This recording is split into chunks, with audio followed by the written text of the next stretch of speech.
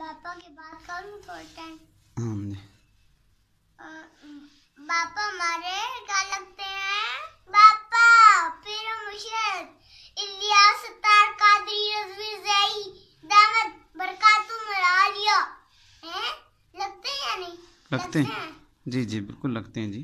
उन्होंने मुझे हमें सिखाया मनी मोहल। अल्हम्दुलिल्लाह। हम किसके सदके आए हैं मनी मोहल में, बताए ना? मुर्शिद के सदके। हाँ जी। अल्हम्दुलिल्लाह। ये लाइटें बंद कर दे, मैं सिर्फ फजूल में लगी हुई है, वो गेम खेल रही है। नहीं नहीं फजूल में नहीं लगी हुई वो, चले जी वो बंद कर दीजिए लाइट। वो छोड़, मैं बोल बस। महफिल में चलने दे लाइट। चले ठीक हो गया जी। तो पापा के मदनी मुज़ाकरा सुनते हैं आप? हाँ जी, कब का सुनता हूँ, कब का सुनता हूँ, ज़हनी आज़माइश सुनता हूँ और पापा का मदनी मुज़ाकरा सुनता हूँ, सब ज़हनी आज़माइश सुनता हूँ। अच्छा लगता है ज़हनी आज़माइश आपको? क्या सारे? एक मिनट आ जाओ।